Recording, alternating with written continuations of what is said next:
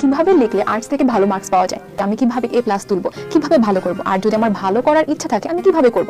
তো তোমাদের জন্য টিপস যে কিভাবে আর্টস থেকে লিখলেও তোমরা ভালো করতে পারবে। তো এখন আমাদের বুঝতে হবে যে টিচার কি চাই। আমি প্রথমে এই সমস্যাটাই ভুগতাম যে আমি আসলে যেভাবে লিখি, যত ভালো করে লিখি, আমি 9 বা 8 তুলতে পারছি না। আমি বুঝতে পারছি না যে টিচারের ডিমান্ডটা কি। তো ফার্স্ট অফ অল আমাদের বুঝতে হবে যে টিচার কি চাই, টিচারের ডিমান্ডটা কি। তো সেটা ফুলফিল করতে পারলে তোমাদের কিন্তু ভালো মার্কস পাওয়া সম্ভব।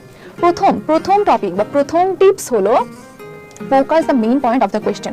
যখন তুমি পরীক্ষা দেবে, কোয়েশ্চেনটা পেয়েছো, কোয়েশ্চেন অ্যানালাইজ করবে, তাই না? তো তখন তোমাকে দেখতে হবে কোয়েশ্চেনের মেইন ফোকাসটা কি, তোমার টিচার অ্যাকচুয়ালি কি উত্তরটা চেয়েছে। এখন লিখলো যে এইটার কাহিনী বর্ণনা করো, কিন্তু তুমি একদম এটার মেইন পয়েন্ট থেকে শুরু না করে ওটার ইতিহাস, ওটার বিস্তৃতি, পটভূমি, এগুলো সব লিখতে শুরু করলে, মেইন পয়েন্টটাই লিখলে না, তো কি হবে? টিচার তো এমনি ডিস্ট্র্যাক্ট হয়ে যাবে। টিচার তোমার খাতার প্রতি একটা পজিটিভ যে ভাইব, এটা ক্রিয়েট করতে পারবে না, বিরক্ত হয়ে যাবে যে কি লিখেছে এত খাতার মধ্যে, যখন সেম জিনিসই হবে, ভালো লিখতে পারবে না, তো টিচার তো বিরক্ত হবেই। তো তোমাকে সবার খাতার থেকে নিজের খাতাটাকে কিভাবে আলাদা করা যায় বা নিজের কোয়েশ্চেনের অ্যান্সারটাকে কিভাবে আলাদা করে প্রেজেন্ট করতে পারবে সেটা আগে ভাবতে হবে। প্রথমে মেইন পয়েন্ট থেকে শুরু করা।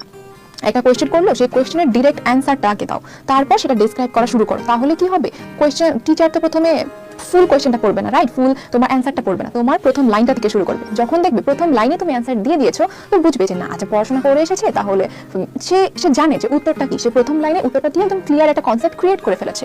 তো ফোকাস দ্য মেইন পয়েন্ট, এটা হলো মোস্ট ইম্পর্টেন্ট থিং। সেকেন্ড জিনিসটা হলো বেশি পয়েন্ট ইউজ করা। এটা তোমার প্রতি একটা পজিটিভ ভাইব ক্রিয়েট করতে হেল্প করবে। টিচার কেন পজিটিভ ভাইব ক্রিয়েট করবে তোমার প্রতি? কারণ যখন তুমি অনেক বেশি পয়েন্ট ইউজ করছো, তখন তোমার জ্ঞানের পরিধি জানতে পারছো। আসলে তুমি মেইন বইটা কতটুকু পড়েছো, কতটুকু ভালোভাবে তুমি কোয়েশ্চেন অ্যানালাইজ করেছো, তুমি কতটুকু ভালোভাবে মেইন বইটা কমপ্লিট করে এসেছো, সেটা তোমার কিভাবে জানবে? টিচার তোমার কোয়েশ্চেন অ্যান্সার অ্যানালাইজ করার মাধ্যমে জানবে, তাই না? তোমার খাতা দেখে বুঝবে। যখন তুমি বেশি পয়েন্ট ইউজ করবে, তখন টিচার বুঝবে যে না, এ তো পড়ে এসেছে, পুরো বইটাই পড়ে এসেছে, তখন একটা পজিটিভ ভাইব কিন্তু ক্রিয়েট হয়ে যাবে।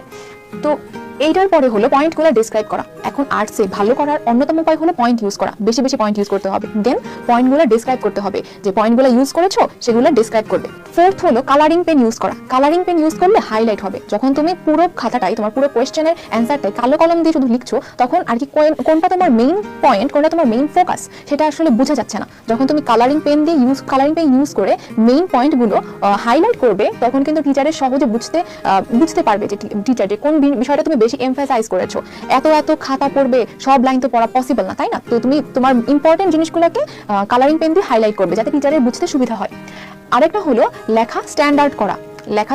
বা তোমার খাতা ভালো মতো পরিষ্কার পরিচ্ছন্ন রাখা হলো আরেকটা ইম্পর্টেন্ট পয়েন্ট। তো তোমার খাতা পড়ার আগে একটা কথা আছে না, প্রথমে দর্শনদারি তারপর গুণ বিচারি। তো তোমার খাতার মানটা ভালো রাখতে হবে, স্ট্যান্ডার্ড রাখতে হবে, যাতে খাতাটা দেখে একটা পজিটিভ ইমপ্রেশন ক্রিয়েট হয়। 1 নং প্রশ্নের উত্তর লেখার পরে আঁকি বুকি লতাপাতা আঁকানো যাবে না। 1 নং প্রশ্নের উত্তর লেখার পরে একটা ব্লু পেন দিয়ে আন্ডারলাইন করে দিলে, তারপর লেখা শুরু করলে, জন্য 1 লাইনে শেষ করলে, তারপর খ শুরু করলে।